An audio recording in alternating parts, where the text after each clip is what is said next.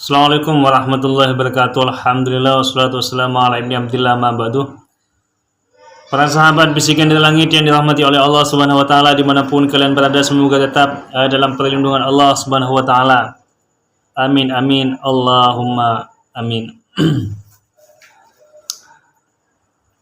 Kita pada hari ini memasuki tahun-tahun bulan-bulan akhir dari tahun 2024, akan menghadapi tahun 2005, di mana tahun 2004 ini adalah saya kira adalah sebuah tahun yang penuh tantangan, penuh risiko, penuh fantasi, dan penuh sensasi.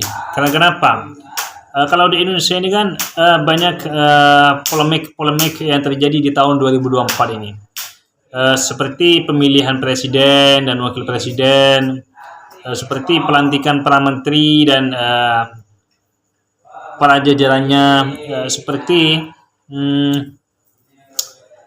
pemilihan caleg, dan juga seperti pemilihan kepala daerah ini terjadi di tahun 2024. Sehingga tahun ini adalah tahun bersejarah bagi orang yang terlibat untuk menjalani sejarah ini. Akan tapi bagi orang-orang yang menonton hanyalah dianggap sebuah perjalanan biasa yang memang tanpa tantangan, tanpa risiko, dan tanpa sensasi.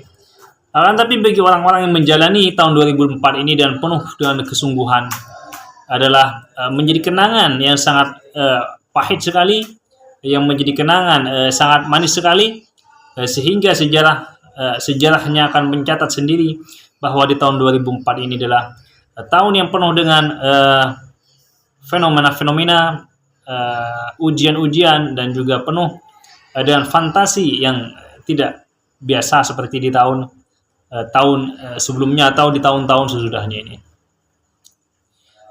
Indonesia akan mengalami negara emas.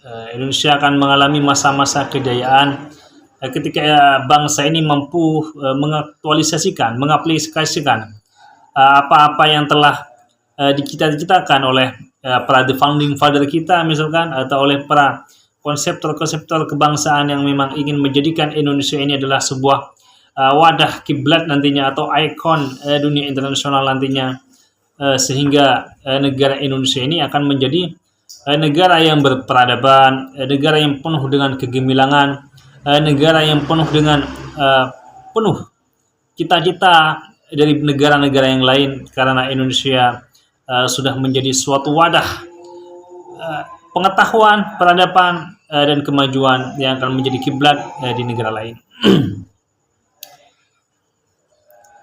Tinggal bagaimana bangsa ini menseriusi apa yang akan kita lakukan ke depan selama 5 tahun, karena target pemilihan pergantian pemimpin itu kan 5 tahun. Apa yang akan dicapai selama 5 tahun ini? Apakah Indonesia ini akan mampu membuat nuklir misalkan? Apakah Indonesia ini akan mampu menyaingi negara Singapura dalam menciptakan rumah sakit besar? Apakah Indonesia ini mampu nantinya menjadikan bangsa ini sebagai bangsa yang terhormat, tidak lagi dianggap sebuah bangsa yang terbelakang dalam banyak hal, baik dalam bidang pengetahuan, baik dalam bidang ekonomi dan kemandirian sosial. Kita lihat saja nanti seperti apa keberhambatan bangsa ini ke depannya ini. Apakah hanya dijadikan bahan lelucon terus menerus, walaupun para penjajah di negeri ini telah lama pergi, sudah 78 tahunan sudah. Portugis sudah lari di Indonesia, Portugal sudah lari di Indonesia, Inggris, Jepang sudah lari di Indonesia. Hanya tinggal bagaimana kita ini menyelesaikan penjajahan ekonomi, penjajahan spiritual yang telah lama mengikat bangsa ini, yang harus kita lawan sejak dahulu sampai penjajahan ini selesai. Sehingga kita mampu menjadikan bangsa Indonesia ini adalah bangsa yang merdeka dalam banyak hal, tidak hanya dalam hal fisik, ekonomi, akan tapi dan lain sebagainya. Wallahu alam.